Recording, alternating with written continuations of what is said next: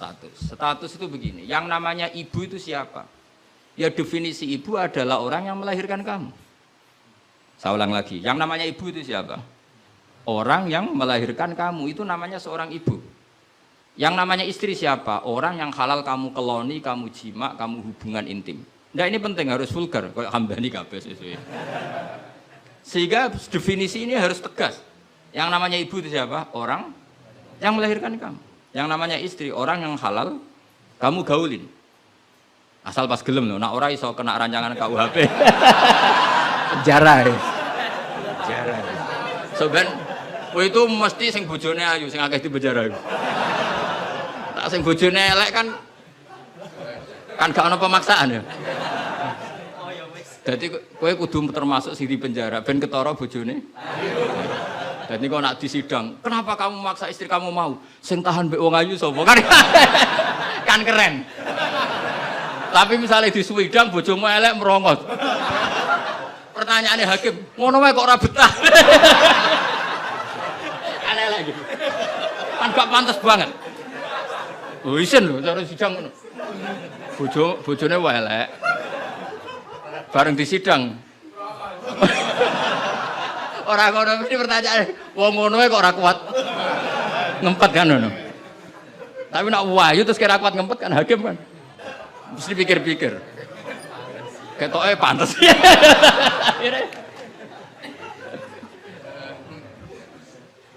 Tapi tak ulang lagi ya, ini fikih ya.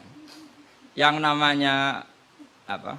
Ibu itu in ummahatuhum illallai waladina. Mulane kan aji Quran sing tahqiq. Yang namanya ibu ya orang yang melahirkan kamu. Yang namanya istri adalah orang yang boleh kamu hubungan intim. Sehingga status ibu tidak bisa diistrikan, status istri tidak bisa diibukan. Maka karena ini penstatusan yang salah, saya ulang lagi, ini penstatusan yang salah, maka nggak perlu punya efek. Efeknya hanya dari segi sanksi kafaroh, bukan merubah status hukum. Hati-hati, awas nggak salah. Neraka enak sekali. Sebab itu Allah oleh ngendikan wa innahum la yaquluna munkaram minal qauli wa zura, menstatuskan istri sebagai ibu itu omongan sing nglantur sing ora bener. Wong istri kok distatuskan sebagai ibu. Itu tidak bisa. Yang namanya ibu ya orang yang melahirkan, yang namanya istri orang yang boleh dijak hubungan intim. Ini kan enggak nyambung. Ya darani misalnya Hamdani semuanya ini, Gus Bak iku muridku, yo stres wong ngomong ngono. Karena menstatuskan sesuatu yang enggak benar. Paham ya? Misalnya kue turunan Tunggul Ametung terus ngerasa oleh mulya timbang Habib kan ora bener wong tok Tunggul Ametung kok ape saingan nasab sing tok Rasulullah kan wis ora bener. Sesuatu yang enggak bener itu enggak perlu didengarkan. Maka hukumnya apa? Ya ibu tetap ibu, istri tetap istri. Soal nanti karena kesalahan ngomong hanya disuruh bayar kafarah. Tidak otomatis istri berstatus kayak ibu yang haram dikumpuli selawase lawas. Itu hebatnya Quran. Jadi omongan salah itu nggak perlu didengar. Mulane nek ana mubalek atau ustad, saya ini punya otoritas untuk fatwa ngajine ning ndi. Wong sorope ra iso wae fatwa iku piye. Mondoke iku ning ndi? Zaman mondok ora tau munggah bareng dadi kiai kok mletene ra karuan. Ngono iku kudu ditakokno kanca sak kelase.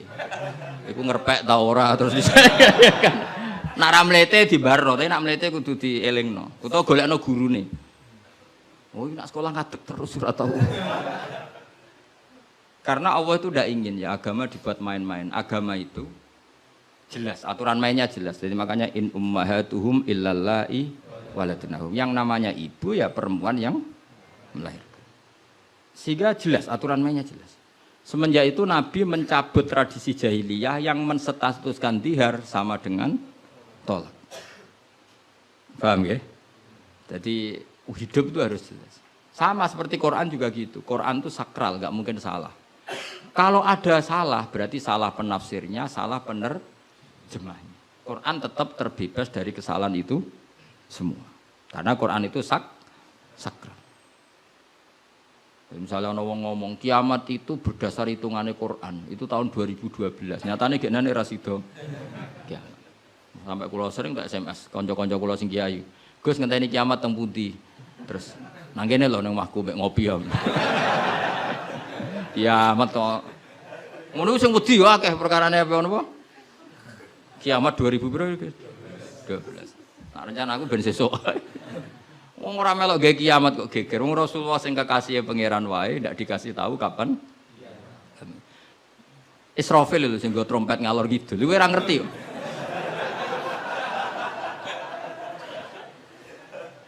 Padahal dia kepengen nang kiamat ben tugasnya selesai. Iku era. Nah, artinya begini. Barokahnya para mufassir, para peneliti Quran.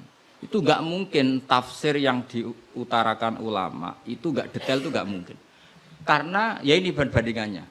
Sayyid Muhammad sampai Sayyid Alawi, Sayyid Abbas sampai Sayyid Zaidi Dahlan sampai Syekh Khotib Minangkabau, saya semuanya itu detail sampai iki Quran iki turun pas Nabi teng dalem, iki Nabi pas tindakan, iki Quran turun pas dalu, iki Quran turun pas rino.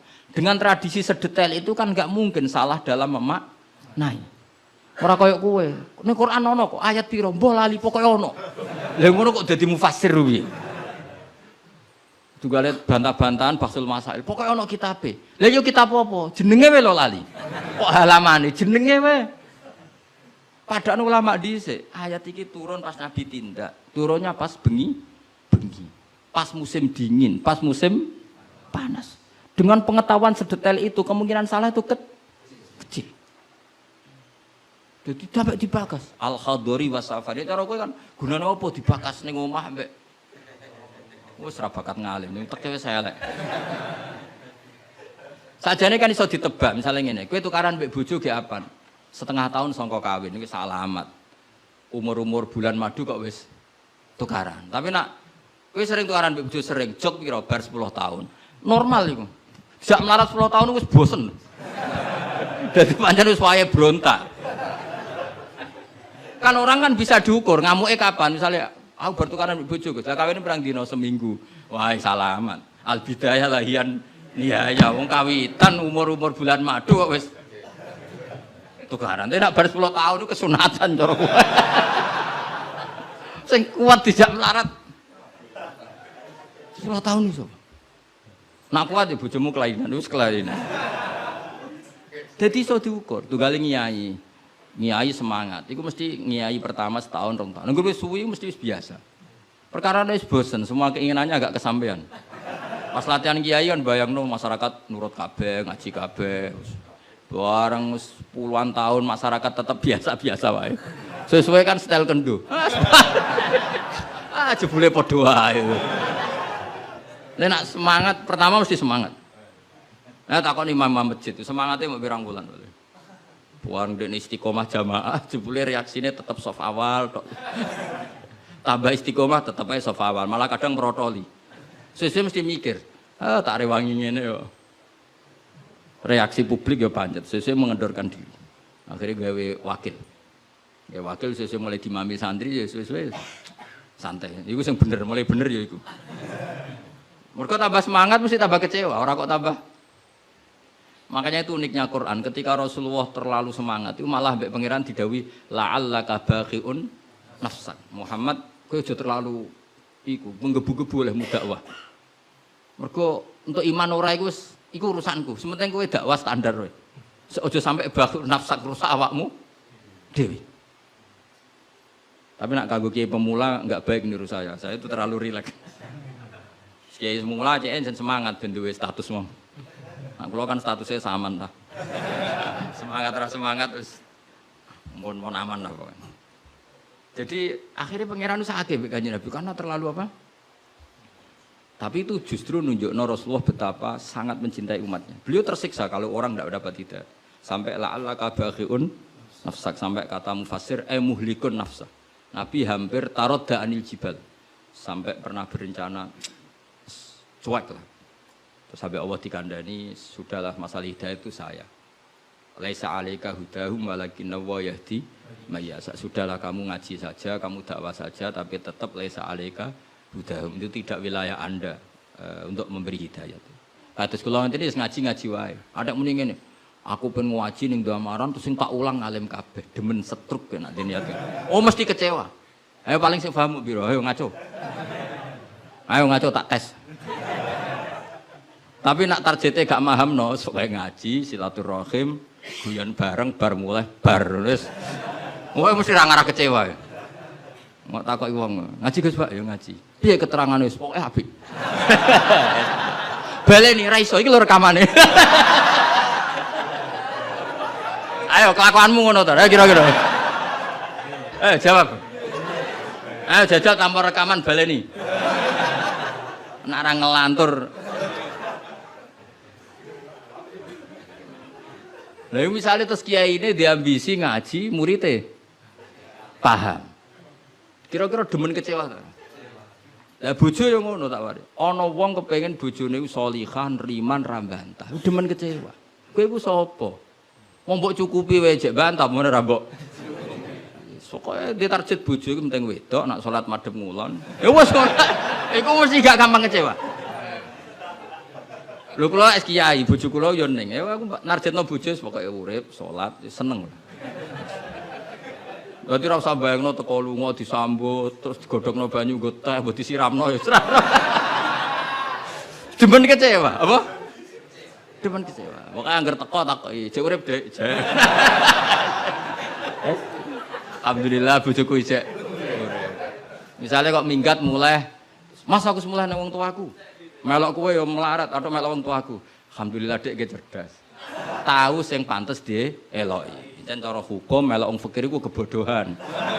Melok wong tua sing sugih itu kepintaran. Tanggapi secara ilmiah.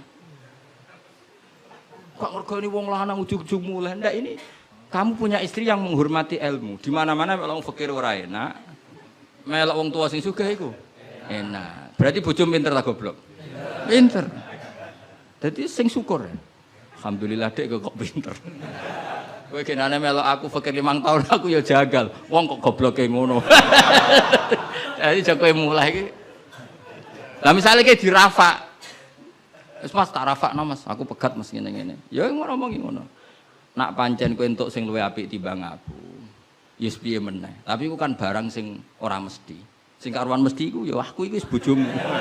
Terangno. Mengejar barang ra mesti iku bahaya. Terangno. Tapi nak bojo menjawab ngene, fakirmu wis mesti. Sugihmu ke depan ora mesti. Nak adu al yakin la yuzalu bisak. Baru saiki malah ngaji usul fikih. Ngaji kaidah fikih al yakin la yuzalu bisak. Semalah debat. Tapi intinya gini ya, dari mengerti seperti ini, kemungkinan para mufassir salah dalam mengartikan Quran itu kecil. Karena hadori Nabi di dalam untuk wahyu itu roh nita ini. Mulane Aisyah radhiyallahu anha iku ngerti banget Nabi nantok wahyu. Kenapa tahu?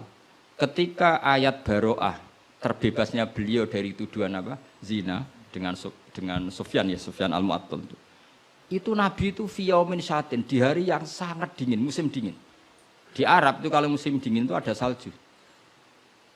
Umumnya wong musim dingin kan mboten keringetan Kang Ali. Umumnya wong musim dingin mboten apa? Keringetan karena musim dingin. Iku Nabi kalau saking untuk wahyu, saking paniknya, saking beratnya wahyu itu wa innahu la yatafassadu araqon, kenangane Sayyidah Aisyah. Beliau itu bercucuran keringat padahal fi yaumin syatin, di hari yang sangat dingin. Sehingga Aisyah tuh kaget, wah berarti Nabi untuk wahyu.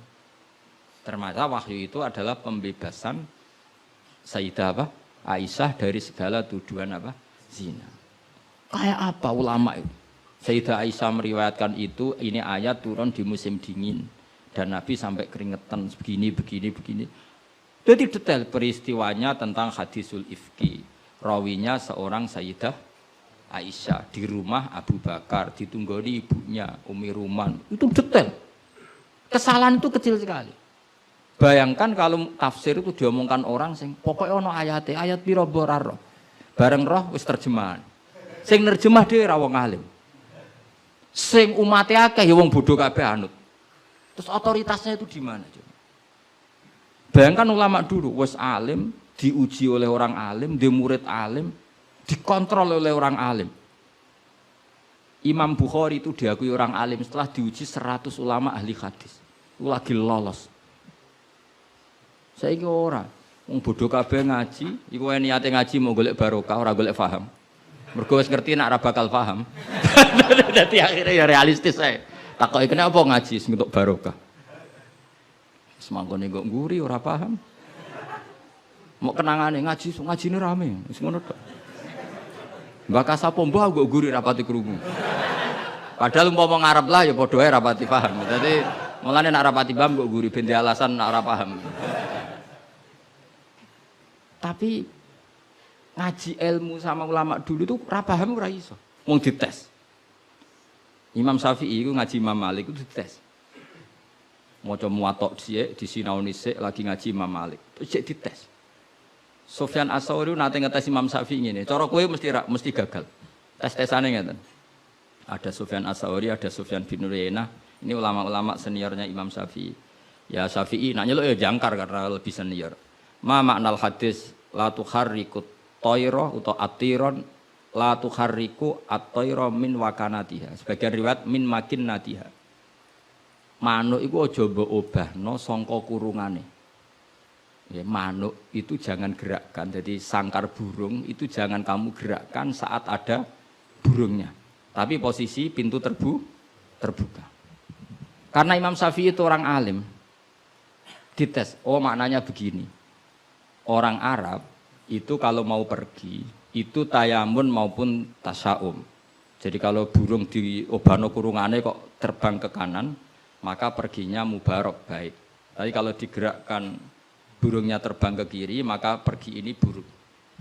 Nabi melarang itu.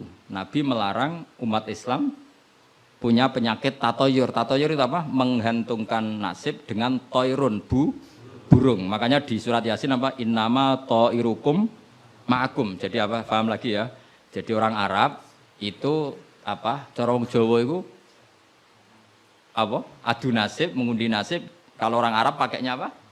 Burung. Nah, wong Jawa kan cecek. Misalnya cecek ceblok. Wah, alamat elek ra sida lunga.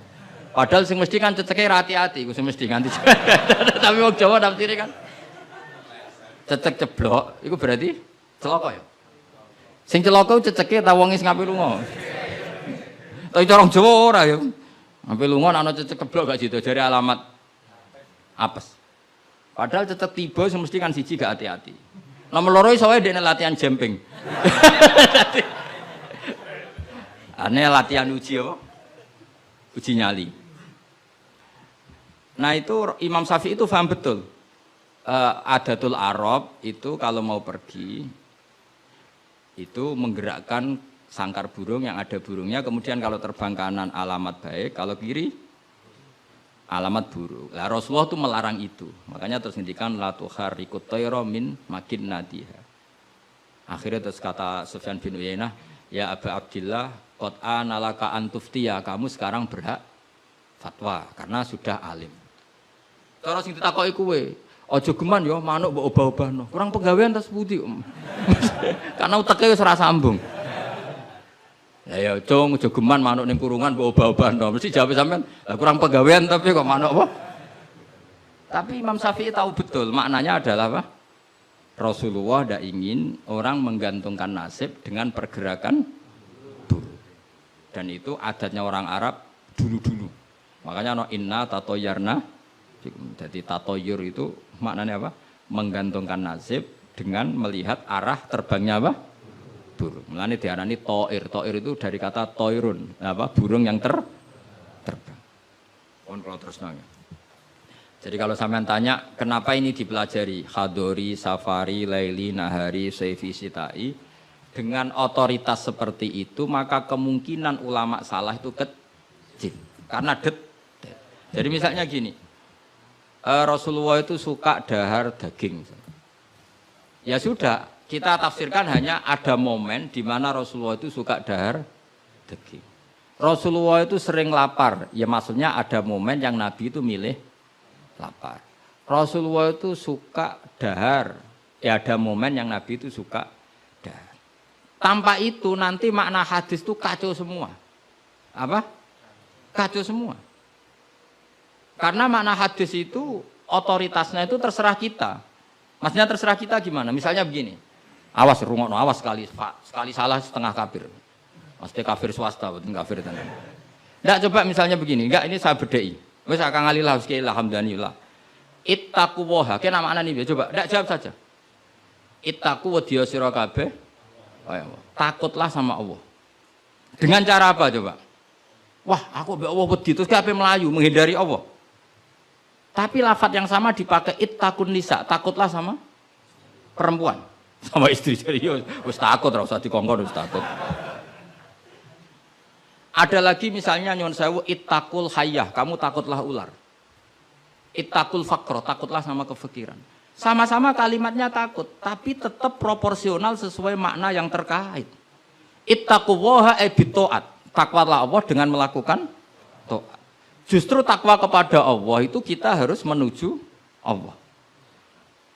Ya saya ulang lagi ya. Takwa kepada Allah itu justru harus menuju Allah. Sehingga monggo mriki, tafadhol mriki. Mboten niki sami. Ini saudara antum ini. Ya saya ulang lagi ya.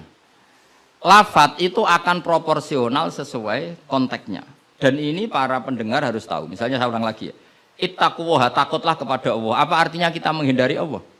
Kalau kamu takut ular, takut perempuan cantik, kena fitnahnya harus menghindar. Kalau takut Allah, kalau menghindar kan malah salah. Makanya di Quran ada ayat gimana? Wa dzannu alla malja'a minallahi illa ilaih. Ada 3 sahabat yang melakukan kesalahan, yaitu takhalluf anil jihad. Beliau terlambat mengikuti perang Tabuk. Singkat cerita dineng Kanjeng Nabi sampai 50 hari. Semua sahabat diperintahkan Nabi jangan omongi dia. Hujron dineng. Sehingga ketika dineng itu, mereka sudah selesai hidupnya. Ini disebut wa alas salasatil ladzina khulifu hatta idza daqat alaihimul ardu bima rahubat wa dhannu, sak terusnya itu sampai wa dhannu alla malja'a minallah illa ilaihi. Ketika dineng Nabi, dineng sahabat, wah entek uripku. Bareng ngrasa entek uripe terus beliau iktikaf di masjid, bahkan menyancangkan diri, mengikatkan diri di tiang masjid, dan dia berjanji semua hartanya diamalkan, semua hidupnya diibadahkan. Dan dia mengira sudahlah saya tidak bisa lari dari Allah kecuali menuju Allah itu sendiri. Jadi unik kan, takut Allah itu artinya apa? Justru harus mendekat. Kamu takut kiai, semua kiai kita hormati. Kita hormat sama Mbak Arwani, Mbah Mun, hormat sama Mbah Hasyim Asy'ari. Tapi hormat kita, takut kita malah kalau ada kiai ngaji kita mendekat. Tapi kalau takut ular kubra, harus lari. Nah, sama-sama kalimatnya takut. Nah, bayangkan kalau makna di Quran seperti ini tidak oleh ahlinya, betapa salahnya. Sama-sama kalimatnya takut. Nah, tapi dengan banyak pengetahuan yang musalsal ila Rasulillah sallallahu alaihi wasallam, kita tahu proporsi ittaqun nisa kayak apa, ittaqullah kayak apa, ittaqul hayyah kayak apa.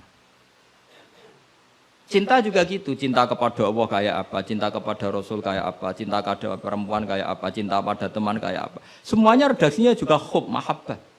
Tapi orang akan proporsional. Makanya ulama itu kalau ngendikan lafaz yang sama itu ditafsiri beda-beda. Misalnya gini, yang paling terkenal. Nak kira atau krungu ya kebangetan.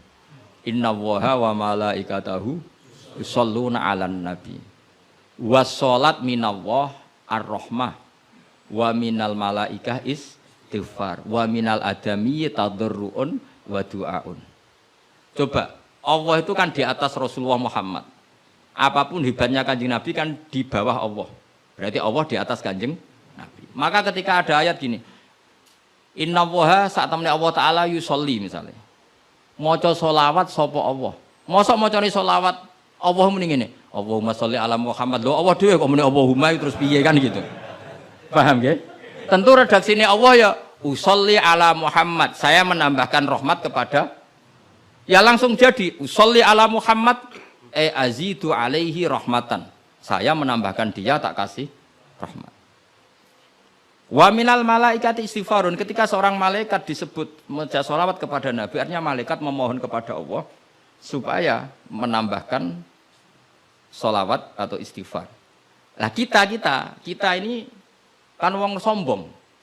Kita semua ini nak wong sombong, nak ndongakno Kanjeng Nabi, wong kowe dhewe nasib ora jelas kok ndongakno wong sing jelas. Ya demen diguyu malaikat. Ya Allah. Tolong ya Rasulullah iku jenengan sakake ini nak ora bahaya kafir iku cok. Maka ketika kita baca sholawat kepada Nabi itu bentuk tadarruk kita, bentuk DPDP kita. Ya Allah, jasanya Nabi yang begitu banyak, saya tidak mungkin membalasnya. Sehingga urusan balas membalas budinya saya pasrahkan jenengan. Sehingga sholawat dari kita itu pengganti doa jazallahu anna Muhammadan bima huwa ahlu. Balaslah ya Allah Rasulullah Muhammad dengan status yang beliau miliki. Karena kita ini utang jasa tapi tidak berkutik mau balas pakai apa. Sehingga sama-sama sholat. Minallah maknanya pemberian, dari malaikat maknanya istighfar, dari kita maknanya tadarruk. Semuanya katanya sholat. Jadi makna itu pasti ada proporsinya. Ada apa? Proporsi. Dan itu lama tahu. Sehingga kemungkinan salah itu kecil karena dari awal dianalisis tadi ada ayat khadoriyah, safariyah, lailiyah, nahariyah. Sehingga detail. Nah, barokahnya ngaji ini kamu kemungkinan mufassir ulama dulu salah itu kecil sekali karena tadi terhitung. Bahkan per kalimat itu terhitung. Sampai ada guyonan ulama kalau kamu ingin tes doktor tafsir. Itu ada satu kata, sak kalimat, ora sak kalam, sak kalimat yang diturunkan Quran. Itu ketika ada ayat wa kulu washrabu hatta yatabayyana lakumul khaytul abyadu minal khaytil aswad. Dhisik waqaf. Minal aswad itu waqaf. Sehingga sahabat itu kalau bulan Ramadan, kalau malam-malam dulu kan tidak ada listrik. Itu di pintunya Kang Ali, di pintunya itu dikasih benang hitam sama benang merah. Jadi agar jimak bojone didelok. Orang ketok ijek oleh berarti kan gitu. Kok orang ketok ijek oleh. Mangan ya gitu, mangan tengan mangan nginceng neh. Oh, orang ketok berarti. Karena ukuran menjadi enggak boleh makan minum itu apa? Sehingga benang hitam terbedakan dari benang putih dalam pandangan mata. Ya begitu terus. Ketika Rasulullah dilapuri itu, dilapuri wong salah paham mau do masang apa? Benang. Menawa santri sing nakal benange cilik ben ketok-ketok. Nak benange gede kan gampang ketok. Akhirnya Jibril teko, orang ngono mat maksudnya umatmu salah paham. Iki aja ana sak kata surung tak turunno minal fajr. Dadi minal fajr itu satu-satunya contoh ning Quran sing turun mau sak kalimat tok. Dadi Jibril kok langit medhun ning bumi, iku mau nggawa minal fajr. Ya sakake akhire kok langit tok bumi mau nggawa apa? Minal fajr. Iku Jibril mau turunno apa? Minal fajr. Satu-satunya contoh Quran turun sak kata, sak kalimat, ora kok apa? Sak kalam rak musnad sampai musnad ilah.